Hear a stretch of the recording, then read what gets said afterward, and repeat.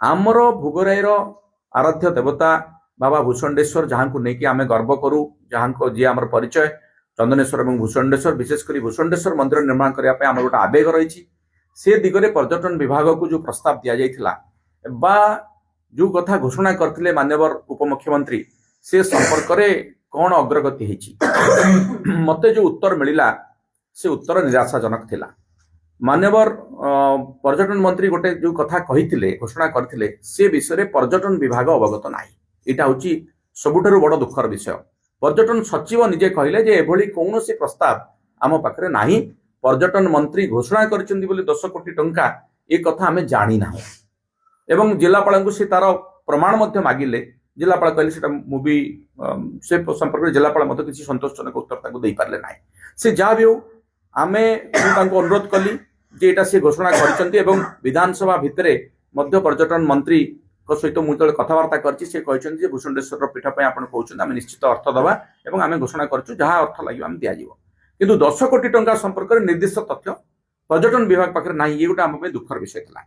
किंतु ता परवर्ती समय मु जहाँ खबर नेली सेठी आमर पीडब्ल्यूडी एक्जिक्यूटिव इंजीनियर थिले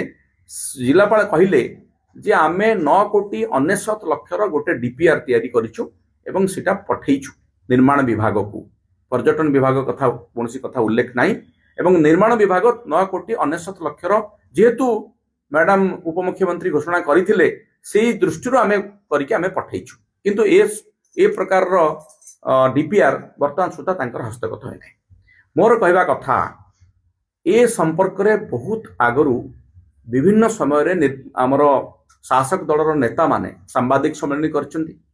2025 मसीह रे सबुठारु बेसी जदि किछि आलोचना हेताय भोगरे को नेकी भूषंडेश्वर मंदिर को नेकी एवं निजे मान्यवर सांसद प्रेस बाइट रे कहिसंती जहाँ मु निजे देखिछि जे 50 कोटी टंका भूषंडेश्वर मंदिर रो सैंक्शन हो जाइछि। मु भाबुछि 2025 मसीह या सबुठारु बड़ जुमला थिला। आगुरु भारतीय जनता पार्टी को जुमला पार्टी बोली कहा जाउतला। मान्यवर प्रधानमंत्री को नारे सब कथा अछि आपण माने जानि छंती तांकर दलर ये बोधे अभ्यास हो जाइछि लोकन को मिछ कहबा भंडेइबा विभ्रांति करबा। काली जहाँ स्पष्ट है जे 50 कोटी तो छाड़ू 10 कोटी टंका बर्तमान सुधा मंजूर है ना आ घोषणा होती कि नहीं से कथा पर्यटन विभाग निजे सचिव जानी ना हुए तो मान्यवर मंत्री मिछ कहते ना मान्यवर सचिव मिछ कहते ना मान्यवर जिलापाल मिछ कहते किए मिछ कहते किए सत कहते आम जानू। मु ए प्रसंग भोगराईर जनप्रतिनिधि भाव में आगे दाबी रखिली जे आमे चाहूँ मान्यवर उपमुख्यमंत्री जेहेतु मते विधानसभा कही मुझे सम्मान सहित ग्रहण करुच्ची जे भूषंडेश्वर मंदिर निर्माण करने तार पेरिफेरी डेवलपमेंट करने अर्थर जहाँ आवश्यकता रहा आम दबू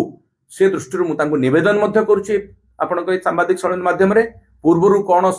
मिछ सत होती से गुड़िक छाड़ू। भूषंडेश्वर आमर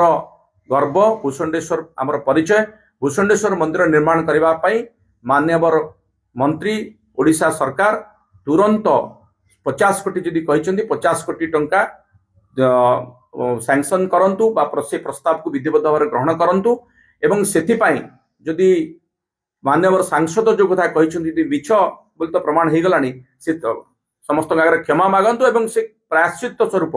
ये कथा से मध्य सरकार के पाखरे दाबी करिक आमर दाबी को हासिल करंतु से मिछ हो पछे ताको सतरे परिणत करबा पई जहाँ करबा कथा करंतु आमे ताको समर्थन करिवु।